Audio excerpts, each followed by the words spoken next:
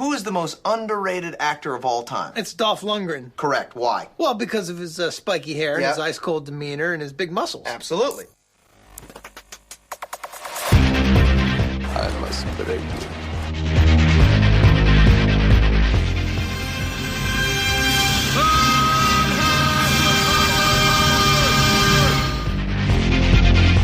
The guilty will be punished.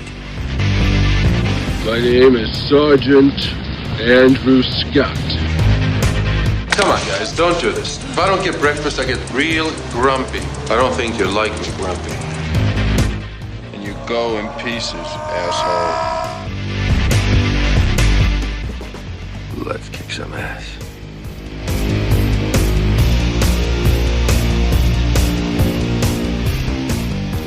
Hello and welcome back to I Must Break This Podcast, the fan podcast celebrating the cinematic career of action legend Dolph Lundgren.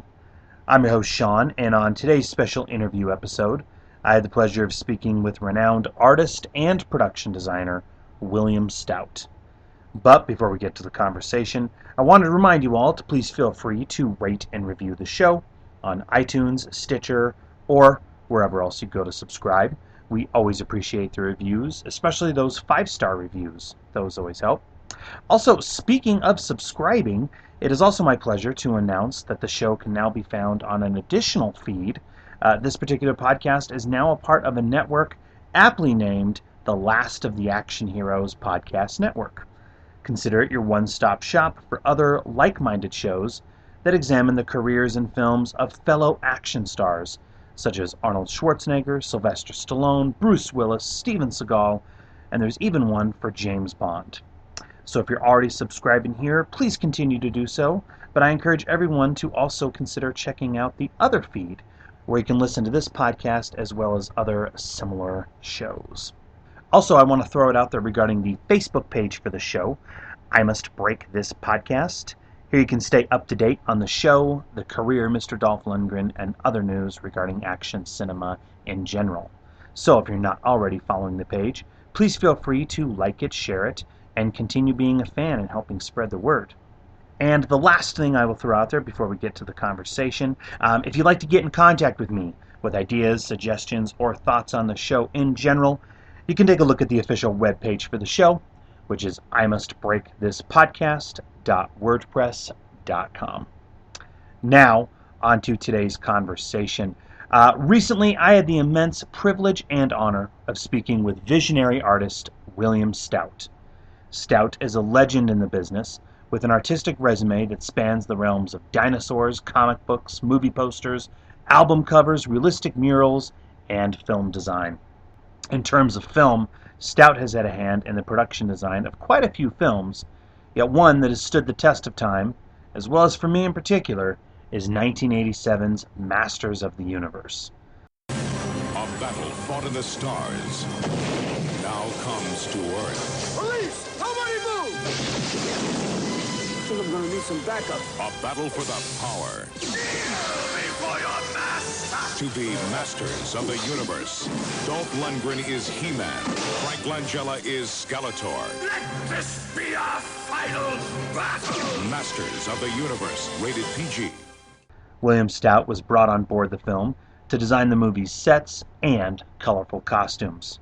Now, I've gotten to speak with quite a few individuals who've worked on this classic film, yet William Stout and his contributions to the movie really resonate with me, mainly due to the fact that Stout actually conceptualized the characters' designs, especially the look of Dolph Lundgren's He-Man. Stout also designed the iconic throne room that sits at center stage of the film, where villainous Skeletor commands most of the film's action. In this conversation, Stout and I chat his illustration background, his love of drawing dinosaurs, and conceptualizing and then bringing to life his designs for Masters of the Universe. As always, it was the ultimate pleasure chatting with Stout. One thing that was very evident in speaking with him is how he's still very much a great big kid at heart, and he's living the dream of so many. He gets to draw dinosaurs, monsters, and barbarians for a living. Lastly, after the conversation, I will be closing out the episode with a sampling of Bill Conti's classic theme to the Masters of the Universe movie. Surprisingly, considering the number of times we've talked about this film in previous episodes, I shamelessly have yet to play the film's theme music. So now seemed better than ever. In any case, without further ado, here is my conversation with the great William Stout on I Must Break This Podcast.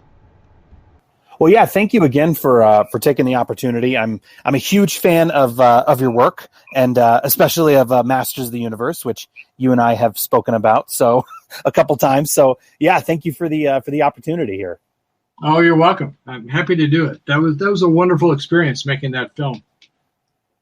Well, and before we get to Masters of the Universe, I want to ask you, because you just came back from, and actually not just, but you came back from Wonderfest a few weeks ago. Is that right? Yeah, Louisville, Kentucky. It's one of my very favorite shows. It's very family-oriented, very intimate, and I go there every year. I do their T-shirt for them each year, and for me, it's like coming back home to family. They're just wonderful folks.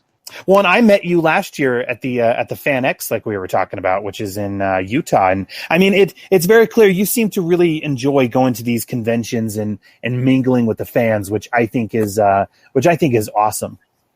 Well, part of it is the fact that, like most artists, we work alone in a room, and your social skills can atrophy if you don't get out there every once in a while, and plus you don't know if your work is having an effect on people until you do go out and do a show, and you find and monitor the response that people are having to your work. So I think it's a wonderful thing, conventions. Unfortunately, through COVID, I had to cancel about 20 of them. Well, actually, they were canceled on me. So I'm happy to get back in the saddle again. I'm just curious, when you go to these conventions, your career in CV, if you will, has spanned, multiple decades, and you've, worked in a variety of, from film to album covers to, paintings and illustrations and everything. When you go to these conventions, is it Masters of the Universe, your work on Masters of the Universe, that you always get asked about, or is it your work with dinosaurs or, monsters? What I guess are some of the most famous things that the fans call you out on? Well, everyone's different. And, it was interesting. When I first started doing shows, people would come up to me and say, "Hey, I'm a huge fan of your work." And I'd always have to ask, "Oh, which work are you talking about?" And they'd say, "Oh, the album covers, of course, or the movie posters, or your film design, or your comic books."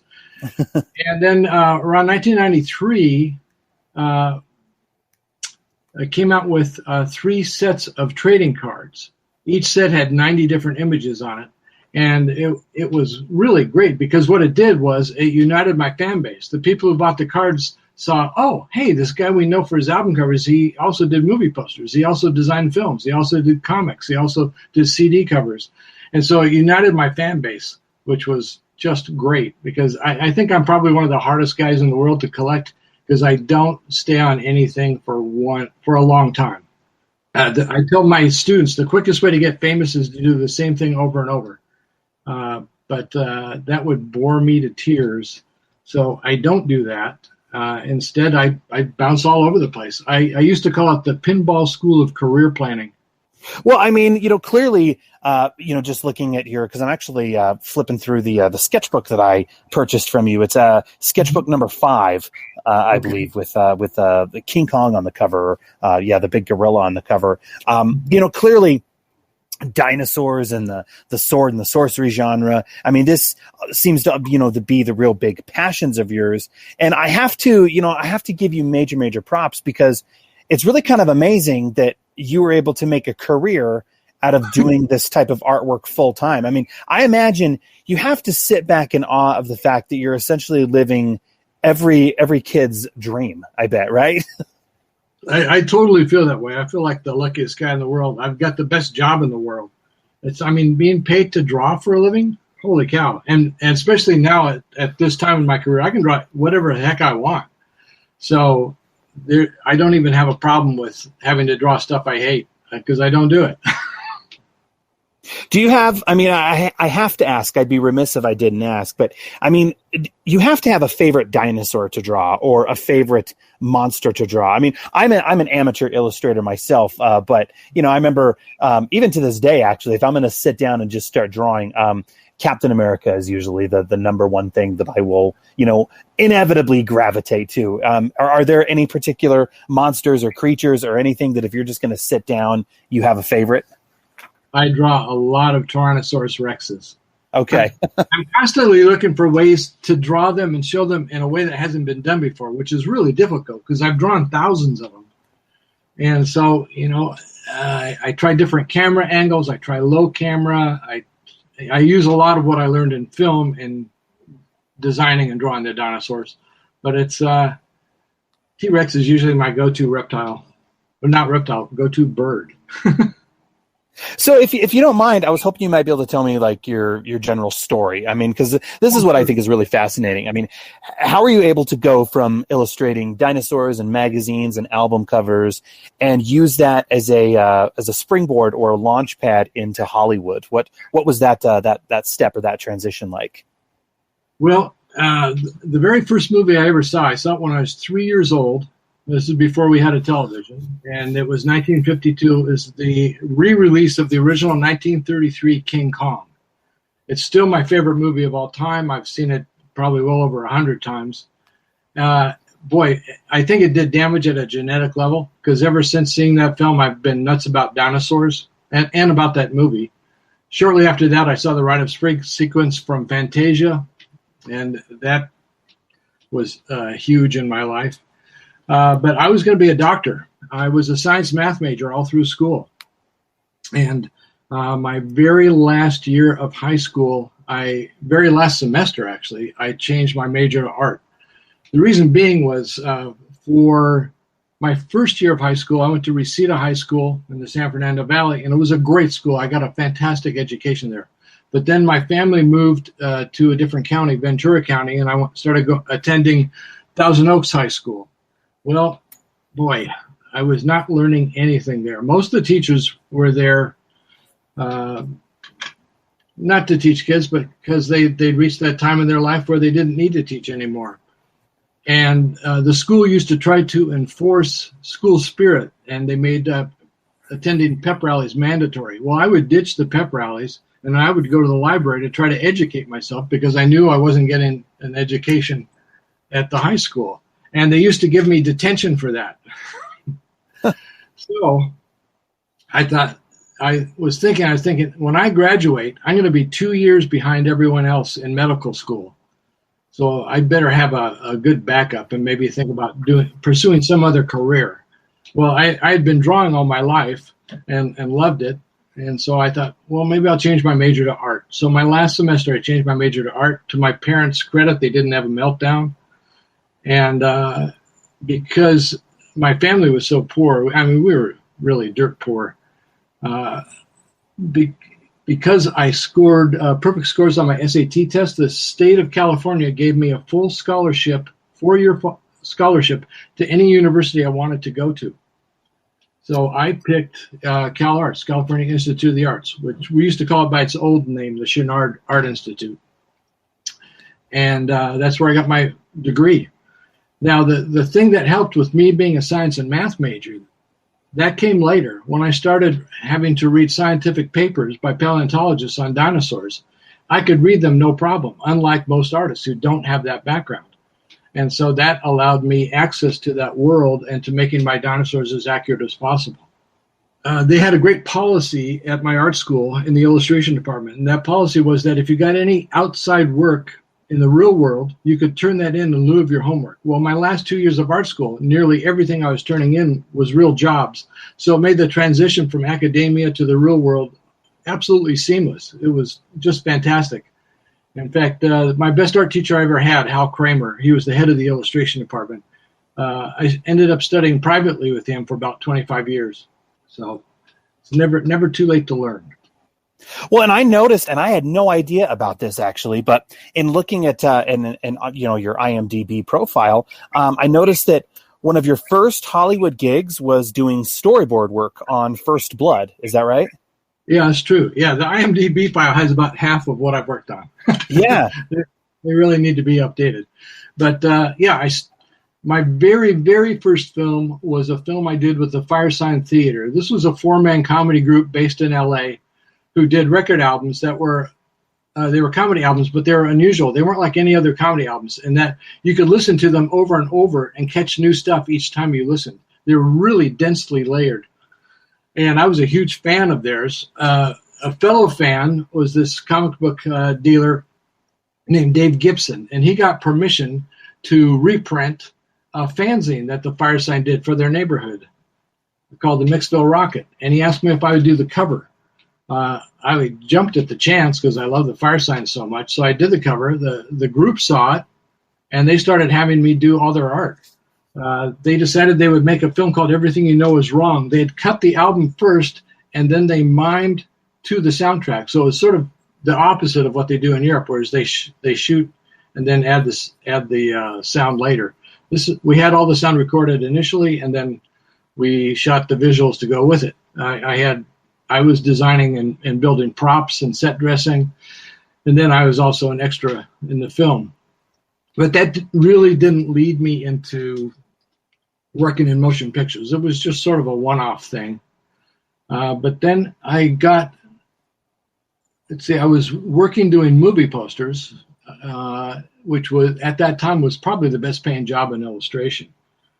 But I was a big Conan the Barbarian fan. I had read all the Robert E. Howard novels, and a friend of mine, Bob Greenberg, was working on the film as a production assistant. He said, "Man, you got to come down and see what's being done on this film." I was really intrigued because being a big Conan fan. He said, "Ron Cobb is our production designer." And I said, "Ron Cobb? I knew him from being a political cartoonist, certainly not from being a production designer in film." So I was really intrigued to see what this political cartoonist would add to Conan. Well, I was just too busy doing the posters. I couldn't get away. Finally, I got a break in my schedule, but instead of going to the Conan offices, I went to the ABA. That's the American Booksellers Association. It was an event that used to occur every year, usually in either New York or LA. That year it happened to be in Los Angeles. And it's every single publisher and every single editor in the entire country all in one room. So it's a fantastic place for an artist to bring his portfolio and pick up work. You just go booth to booth to booth, and you've got enough work for the rest of the year. Well, when I entered that, the first person I happened to run into, by sheer coincidence, was Ron Cobb. And he said, "Bill, you are my first choice of who I want to work with on Conan in the art department, but I have an agreement with John Milius, the director. He has veto power over anybody I want to bring in. I have veto power over anybody he wants to bring." So he said, "Would you mind coming in and leaving your portfolio for John to look at?" And I thought, well, this might be fun, learn how to make movies. And so actually the next day I went to the Conan offices, and John Milius happened to be there. And he looked through my book. He remembered a story I had done for heavy metal that he really loved. It was a Harlan Ellison story called Shattered Like a Glass Goblin. Quickly flipped through the rest of the book, handed it back to me, and John's a sort of a bigger-than-life kind of guy. And as he approached the doorway, he turned his head over his shoulder and said, "Hire him." And so I went in to talk to Buzz Feitzens, our line producer, and he told me how much I would be making on Conan. And I nearly fell off the chair laughing because it was about 10% of what I was making in advertising. But I thought, well, it's just for 2 weeks. It'll be fun to see how movies are made, get a sort of an inside glimpse. What I didn't know is they always offer you 2 weeks to do your job. They want to find out if you're a jerk or not. If you're not a jerk and you do great work, well, they extend it. If you are a jerk, once your 2 weeks is up, you leave and there's no hard feelings. So the 2 weeks on Conan ended up being 2 years. And Buzz Feitzens was also the line director on First Blood. And so he hired me to storyboard all the action scenes in First Blood.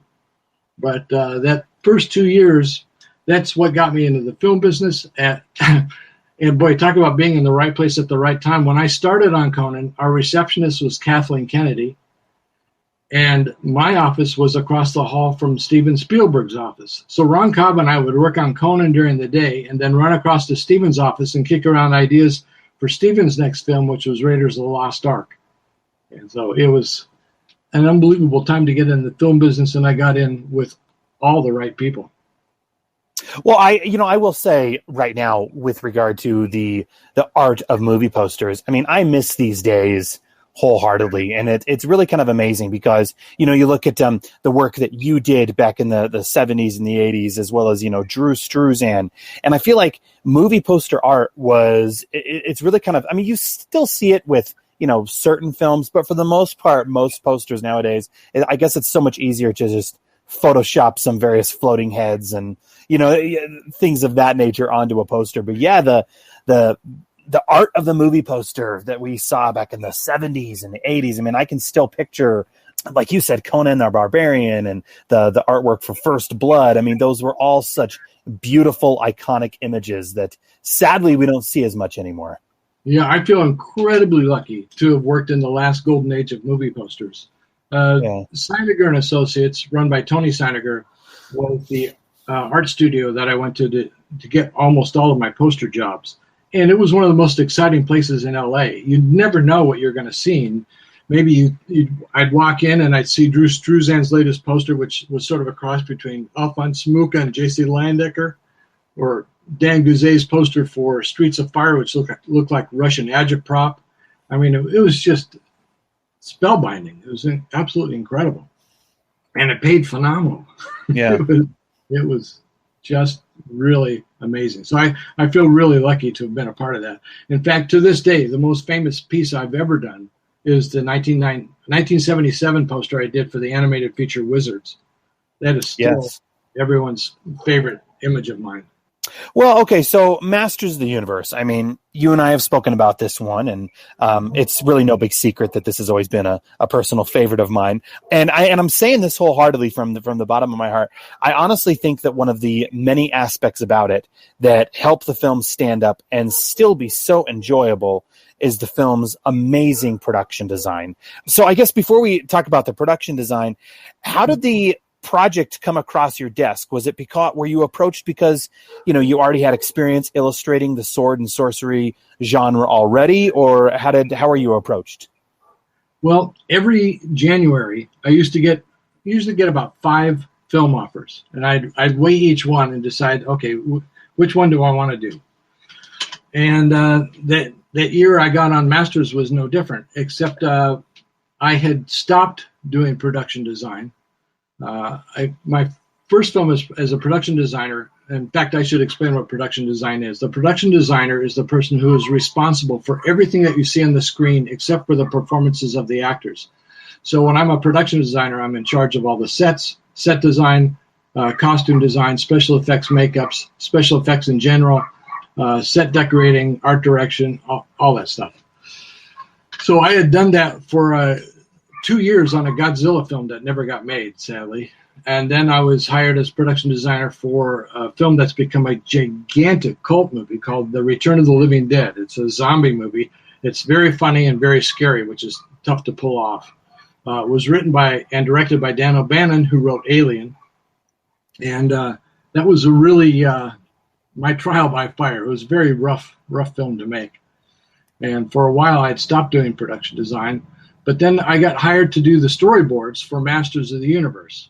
And I enjoy doing storyboards. It's like directing on paper. And the director, Gary Goddard, he and I hit it off right from the start. We had all the same passions and joys and stuff. He was a big Jack Kirby fan. I was a big Jack Kirby fan. I had got to ink an issue of The Demon for Jack. And so we were able to speak in a sort of a shorthand, actually. If I showed Gary some of my designs and he said, can you Kirby it up a little bit more? I'd know exactly what he's talking about.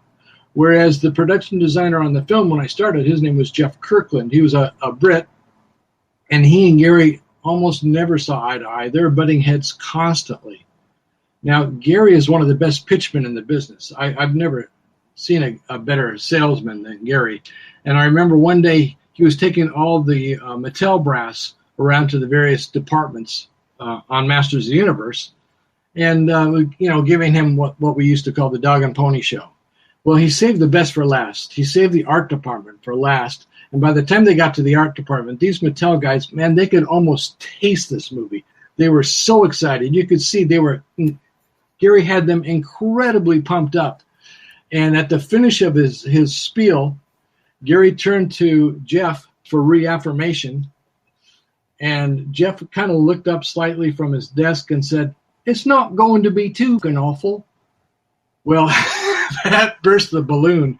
And about 2 weeks later, Jeff left the film. But he recommended that I take over as production designer. And it was weird because I was informed I was the new production designer at 10 a.m. By noon, I was getting congratulatory phone calls from all over the business, even before my family knew. And it just shows you what a small world the world of cinema and filmmaking is. Well, and so just so I can be clear, I mean, because looking at the film as the production designer, you were responsible for designing the characters' costumes as well as the Eternian sets, as well as Skeletor's throne room. Is that right? That's correct. And that throne room, that was the biggest set Hollywood had seen in about 40 years. Took 2 sound stages, and I knocked out the wall in between them to build that gigantic set.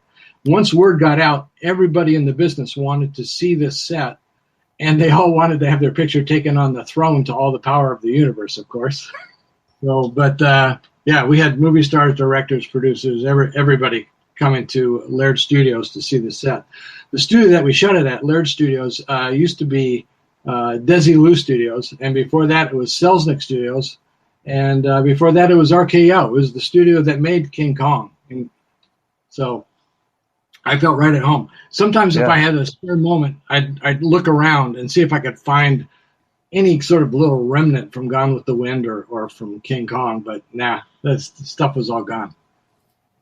Well, that's one thing, about the film. I mean, kind of like you said with King Kong. I mean, I'll admit, and I'm grown now and everything with children of my own, but Masters of the Universe, man, this is a film that was played constantly when I was a little kid. I've since, shown it to my children as well. So I would say I've probably seen this film about 100 times myself as well.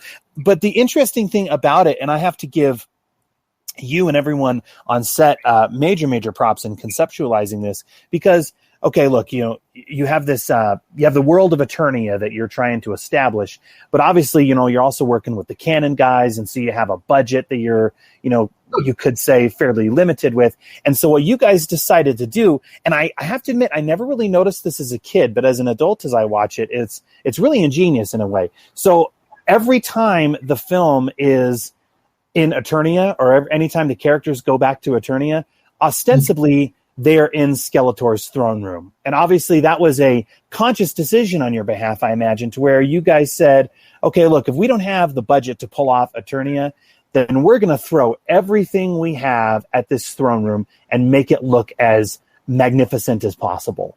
Yeah, that's pretty much right. I had help with that from a very, very dear friend of mine. His name is Jean Giraud. The public usually knows him as Mobius. Mobius happened to be working in Santa Monica at the time, and so I called him in, and I said, hey, let's collaborate on redesigning He-Man. Let's collaborate on designing this throne room. And we put our heads together and came up with what you saw.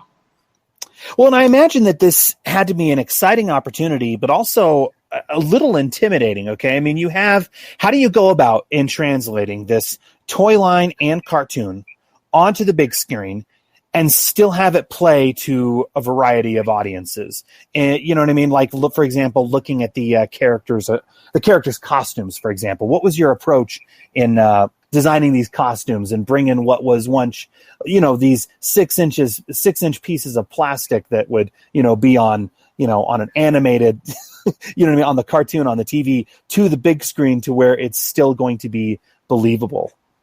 Well, we knew we weren't going to do interchangeable torsos and legs the way the toys had. That the public would be so bored so fast. They really had to be, each character had to be distinctive. And I approach costume design, also set design, from the point of view of that's used by a lot of actors, which is for each character, I will write a biography, a little mini history of who they are, where they came from, why they're this way, what their personality is like, what their culture is. And so that helps to inform me and make things more real. I figure I can't expect the audience to believe what's on the screen unless I believe in it. So I have to convince myself that all this stuff is real. Now, as far as Eternia goes, in the original script, about a third of the film took place in Eternia, but there was no way that Canon could afford that. That's why most of it takes place on Earth, on modern Earth. But those characters, man, that kind of stuff is really fun for me to do. A lot of what I do for motion pictures is character design. I did the first designs for The Predator, designed the big bug at the end of Men in Black. Just that for me is it's a fun gig. Plus, it doesn't take very long. The other problem I have with production design is if I agree to production design a film, I'm also agreeing that I'm not going to see my sons for 1 to 2 years. Because if I'm doing my job right, I'm working 7 days a week, minimum 18 hours a day. The only time I see my family is when they're asleep. And so I have to ask myself, that's a pretty heavy price to pay. Is it worth it? And so for the most part, it's usually not. Plus, the other problem that enters into it is I don't care who you are or how good the script is. You never know if the film is going to be successful, is going to be a good film until it's finished and an audience sees it. The audience is always the missing component to the success of a film. And so I can work on a film for 2 years, bring my friends to a screening to see it, and they'll go, "No, this is pretty good." Well, I need more than that in my life than, it's pretty good or it's just okay. I want to do work that is superb, that is gets people excited, that is the best that they've ever seen. And that's hard to do in a group project like making a motion picture. Whereas as a painter, it's all on my shoulders. I can make, if it's good because I made it that way. If it's bad because I made it that way. I can't blame anyone else but myself. So that's one of the key issues in making films that was a sort of a stumbling block for me.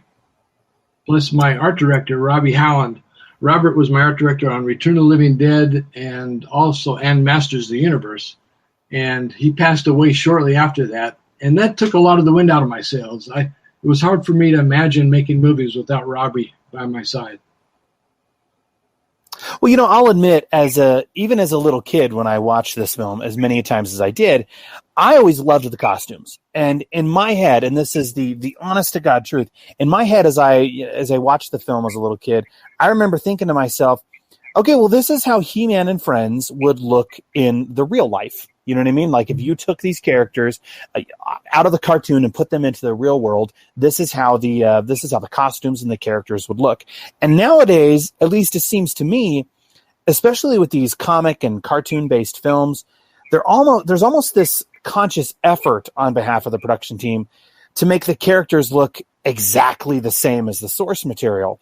And so I feel like, nowadays this almost creates more problems, especially with the look and the tone of the film. But you guys balanced it just right to where you took these characters and, which was let's face it, toy line that was intended for children, but you guys took them and, changed the costumes and, molded the characters to where it's still allegiant and true to the source material, but it's updated for the real world. And I always loved that. It's funny. Frank Langella is one of America's greatest actors. He's done some incredible roles in motion pictures.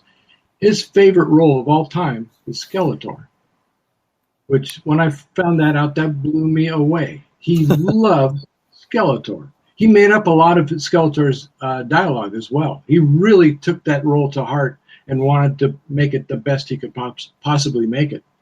Well, and with regard to Dolph Lundgren as He-Man, I have to ask you about this particular costume and about this particular character. So, and I've always wondered this as a little kid. So maybe you can help me, Mr. Stout, and finally bring an answer to this one. So, with the design of He-Man's costume, the addition of the cape, I've always wondered this as a little kid. What was your thought process in putting a cape on the strongest man in the world? Well, initially, I brought Jean Giraud, Mobius, in to help with the redesign of He-Man. And I said, the first thing is we got to get rid of the bangs. I said, he looks like a guy who's in an ABBA sound-alike band. I didn't want him to look like he was from ABBA. So Jean gave him that really cool sort of swept up hair. And then he came up with this great idea, which sadly Mattel fought us on and wouldn't let us use. And that was, they're in the middle of a sort of a world civil war. And there's every man or woman who is available is a warrior. So they have nobody really building their armor and their gear that they need to fight. So He-Man picks up scraps of metal from machines and other things and straps them onto his body to create body armor, which I thought was absolutely brilliant. And then I thought the cape was important because I wanted there a contrast to be between his very blonde hair that Dolph has and his sort of a bronzed body against a blue. That's a great color combination. And it would form a sort of a silhouette every time his cape was spread. You would see the magnificent body that Dolph had. So that's how that came about. Well, and then you were also tasked to design the characters and costumes for brand new characters in the film. I mean, that's the other thing that's so fascinating is, the entire Masters of the Universe toy line is vast, especially in terms of the villains. But for this particular film, Canon and Mattel basically created new characters that were going to be in the toy line. So we had the characters of Karg, Blade, and Storied. I'm curious, did Canon and the Mattel company, did they give you parameters in these character designs, or were you completely allowed to have free reign with their designs? Have you assembled the mercenaries? Here and awaiting your command. I have selected your finest warriors. Blade. Storied. The Beastman. And Karg.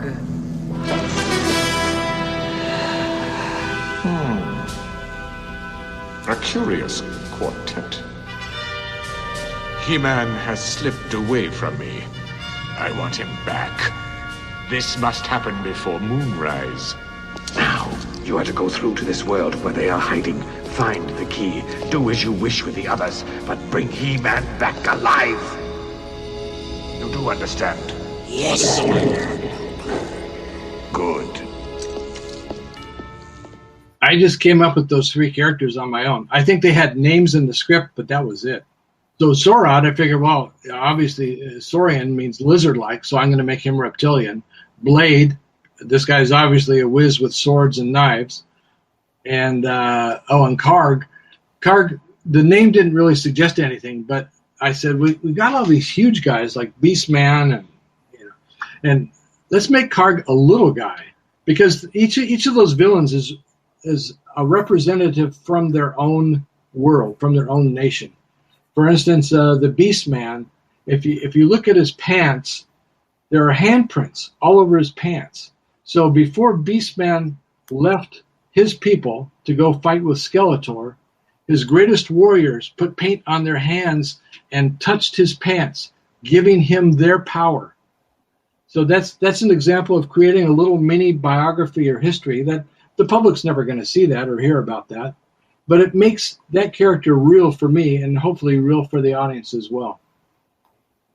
Well, Mr. Stout, you have given me a reason to go back and watch this film for number 101, actually. So I can check that out. I had no idea. Well, I'm curious, were there any designs of yours that didn't make it in the film or that were modified extensively? Like, for example, there's the characters of Trapjaw and Ram Man and Many Faces. Did you conceptualize any other characters or any vehicles or anything like that unfortunately didn't make it to screen? I did loads of them. There's a German Masters of the Universe fan magazine that's beautiful. It's full color on glossy paper. It's gorgeous. And they contacted me recently, and I did a long interview, and they said, can we run some of your art, with the interview? I said, sure. How much do you want? And they said, we'll take as much as you can give us. Well, the magazine, because of that, turned into a book And I've got over 130 of my designs in that book. It's amazing. It's all full color. I think the book itself is about 300 or 400 pages. And you can see all the rejected designs of all the different creatures that I had done. Now, for the most part, we kept He-Man, Tila, Man-at-Arms, Skeletor, and Beastman. But Mattel wanted new toys for their next year's toy line, and that's where I came in and designed Gwildor and Blade and Karg and Sorod. So, and I also redesigned Evil Lyn. I saw Evil Lyn as being like the woman in Billy Wilder's Sunset Boulevard, the former silent star who is living in the past. And boy, the actress we got, Meg Foster, she was fantastic as Evil Lyn. She's got the most amazing eyes too. They look like chips of ice, little black dots in them. She was incredible, absolutely incredible. Yeah. Well, I know that the film was not a massive hit upon its release in 1987, but here you are. I mean, let's face it, we're still talking about this movie 34 years later. I mean, it has to feel pretty rewarding knowing that this film turned out to be a success in a sense all this time later, right? Well, it was really weird. I followed the film's box office intently. The film got released, and it had a really good weekend, the first weekend. Now, typically, motion pictures, the attendance drops off dramatically after that for the second weekend, usually by at least a half. And so when I checked the second weekend grosses, it's like, wait a minute, it made more money the second weekend? This is unheard of. And then I checked the third weekend, and it was making even more. I said, oh my God, this film's got legs. This is going to be a massive, massive hit. And then Canon pulled it from the theaters. What I didn't know was Canon was going bankrupt at the time. They could no longer afford to advertise the film. So had it stayed in the theaters, it would have been a huge box office hit. Now, because the production had gone so over budget and over schedule, except for my department, Canon denied us what is usually happens when the film is completed, which is a cast and crew screening. They wouldn't let us have one. So I paid for all the art department to come see it in the theater that it was showing at. And my first reaction was, hey, we got a beginning, a middle, and an end. That's fantastic, because I wasn't sure we were going to have that. And then I kind of forgot about the film for quite a while. I got contacted by the American Cinematheque, which is a very prestigious film studies organization. And they said, we're going to have a screening of Masters of the Universe at the Egyptian Theater, and we would love to have you attend and do a question and answer for the film. And I said, sounds great. And it'll be interesting to see what it's like with an audience, many decades later. And so I think we did the Q&A first. It was me and Chelsea Field, who played Tila. We answered a whole lot of questions about the making of the film, and then they showed the film. And boy, I tell you, I felt so great about the response that film audience had. For one, the attendance, the tickets sold out in about 2 minutes. And so it was a packed house, and they cheered at all the right places. They laughed at all the right places. And when Dolph or He-Man at the end of the film says, I have the power, I thought the roof was going to come off that theater. The place just exploded. It was unbelievable. So I tell you, few things are more gratifying than to see an audience response like that to one of your motion pictures. And the film still holds up. I'm sorry, I'm going to say that. I think the film still holds up and is still, first of all, we can say I think it's probably the best looking Canon film that Canon ever did. I think it's one of the ones that if you compare it with so many of the other films that they did, I think it's the one that looks the most polished, but it is still a film that I can sit back and watch with my little boy and have an amazing time with. It is. I love it. And I think I always will. And perhaps you could say it's nostalgia. I don't know, but it still holds up. It's so gratifying to hear you say that, Sean. I really appreciate it. And I think it's great that you showed it, to your little guy. Yeah. That's so cool. Yeah. Well, look, I wanted to ask you about another project that you worked on, and this is something else I'd be remiss if I didn't ask you about. So, in addition to Masters of the Universe shaping a good portion of my childhood, there was another toy line and cartoon that I absolutely loved, and that was Dino Riders. And yeah, I had no idea, but you had a hand in this as well. Is that right? After years of peaceful existence on the distant planet Valoria, Questar and his people were forced into battle. The power of their step crystal ripped a hole in the fabric of time, sending them backward to prehistoric Earth. Unaware that at the same moment the evil Emperor Krulos was plotting to capture the step crystal with his own grotesque Rulon forces. And so, the battle continues in a new place and time with Dino Riders. Sort of. Yeah. I mean, that seems like it's right up your alley. Dinosaurs and right. I mean, yeah. Whenever there's a TV show with dinosaurs, one of the first things the production does is they hire a dinosaur expert, and the dinosaur expert is to show parents' organizations, the PTA and groups like that, look at this is an educational show. We have a world-renowned dinosaur expert on this, so. Your child's really going to benefit from watching this show. Of course, what they don't tell them is that all the as I'm watching the show develop and stuff and reading the scripts and everything, I'm making notes and I send them the notes, which they all completely ignore. They just want my name on the film to get them out of trouble with the parents groups. So Dino Riders, I really had almost nothing to do with Dino Riders except that I was their official paleo advisor, and it was. I had more work to do on a little show called Dink the Little Dinosaur. Okay.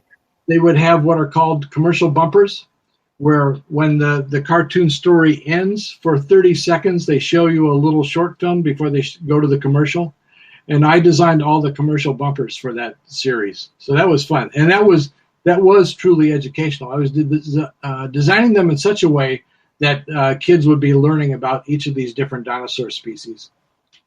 Well, I mean, look, you have an extensive body of work that I think is extremely commendable and impressive. So, I mean, you should be very proud. And it's been an honor speaking with you. I'm curious, out of all of the films that you've worked on and the books that you've had published and the collections that you've put together, what stands out to you the most? Like your entire catalog of, your entire resume. What stands out to you the most, and would you say you're the most proud of? I guess.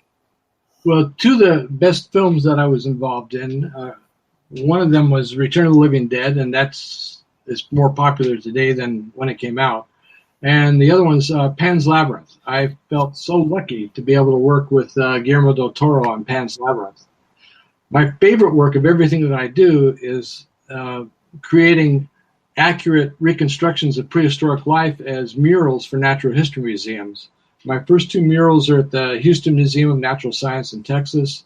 I did 3 for Walt Disney's Animal Kingdom in Orlando. I did 12 for the San Diego Natural History Museum, and 2 more for the San Diego Zoo, which is right next door. That work gives me so much satisfaction. For one, it's huge, it's large stuff. So I'm not just using my wrist, I'm using my whole arm to paint these paintings. And I don't do them digitally. They're oil paintings on canvas. I don't like digital art all that much. It seems like a lazy way to do murals. And but also, the murals themselves are going to be a huge part of my artistic legacy. I know when I go to New York or Chicago, the first place I go is the Natural History Museum to see the murals by Charles R. Knight. He was the guy who visually defined dinosaurs for the rest of the world. It was his dinosaurs that were used for King Kong, his dinosaurs that were used for Disney's Rite of Spring. Phenomenal artist. So whenever I go to New York or Chicago, I make a beeline to see those murals. And I'm hoping that the public, members of the public, will have the same feeling about my murals. Once my murals at the San Diego Natural History Museum were finished, my paleontological advisor used to sit sort of discreetly out of view of people and watch the way the public interacted with the murals. And she was watching this one little old lady who was looking at this big mural I'd done of a mammoth. And she got a little closer and looked at it, and got a little closer and looked at it, until finally she was just a few inches away from the mural, from the surface of the painting, and she shrieked and jumped back and said, "Oh my God, it's a real painting!" So that was really gratifying, because for the most part, if you see murals now, they're not real paintings. They're produced digitally, and then they're printed on paper and just put on the wall. Whereas my murals, I take great pride in the fact that they're actual oil paintings on canvas.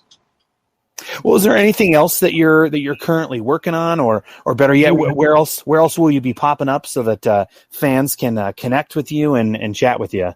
My other big passion is comic books. I love comic books. I haven't figured out a way to make them pay, but that doesn't stop me from doing covers and stories. And so my favorite publisher, John Flesky's, he is in the process of putting together a 3-volume box set on all my comics work. Each book will be about 350 pages, and I'm one of those guys that saves everything. So I was going through flat files I hadn't gone through in decades and finding all kinds of stuff I'd forgotten I had. I even found the original roughs I did for the Wizards poster. So this is going to be a beautiful 3-volume box set of all my comics work. It'll include all the stuff I did for Sockletoons and cartoons, the work I did on Russ Manning's Tarzan of the Apes strips, the other comic book stories I've done. And so I'm really excited about that. We're just finishing up Volume 1 now. The other thing is that beautiful Masters of the Universe book. I picked up a whole bunch of those from Germany, which is where they came from, and sell those on my website. I think so far the reaction has been fantastic. People were amazed that I produced so much work in such a short amount of time. And it's just, the whole book is beautifully done. And then my most requested book is a book on all my music-related art. In the mid-1970s, I did 45 bootleg record album covers. That was a time period when you could bring a Sony tape recorder to a concert and tape the whole show. Or you could get as close as you wanted to take photographs of the pop stars. That obviously doesn't happen anymore now. But back then, people would record concerts, and then they'd have 100 or 200 albums pressed up on vinyl, and they'd sell them on the streets of Hollywood. And so I was really enthusiastic about bootleg record albums. I had just seen a great Led Zeppelin concert. I saw about 5 or 6 people taping it, so I knew there was going to be a bootleg of that show coming out. And about 2 weeks later, it was there in the bins at my favorite record shop in Hollywood. And I looked at it and I said, "Oh man, the band deserves better than this. This cover's horrible." And a guy tapped me on the shoulder. He said, "You want to do bootleg record album covers?" I go, "Yeah." He says, "Okay, meet me at Selma in Las Palmas, 8 o'clock Friday. Be alone." So that's a real seedy part of Hollywood. But I showed up at 8 o'clock at night, and this sedan with smoked windows pulled up in front of me, and the passenger window opened a crack, and a piece of paper came out. I grabbed the paper. It said Rolling Stones Winter Tour, and then there was a whole list of songs. The voice inside said, "See you in 2 weeks. Same time, same place. Be alone." And so I did my first bootleg record album covers for the Rolling Stones. I call it All Meat Music. And 2 weeks later, I'm at that spot. The car drives up. The window comes down a little bit. And I push the art in like I'm mailing a letter in a mailbox. And in response, a $50 bill came out. So eventually the bootleggers got so that they could trust me and I wouldn't turn them into the FBI. And I had a blast doing covers for the Rolling Stones, The Who, the Yardbirds, Santana, the Beatles. It was really great.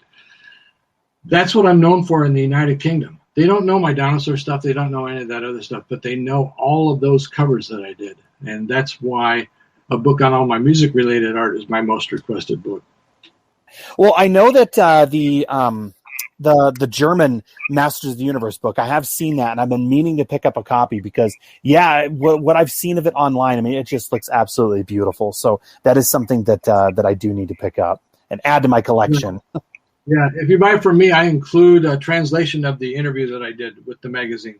Oh, cool. Unless you read German. Yeah, good to know. Yeah. Well, thank you so much. I mean, this has been an absolute pleasure. I mean, as an amateur illustrator myself, as well as I'm, just a fan or a big kid at heart, it truly has been an honor chatting with you. Thank you so much for your time, and I hope to see you again at a convention here soon. Now that those are back up and running. I hope so too, and I hope we all stay kids at heart. I think it's really important to never forget where you came from and what excited you as a child.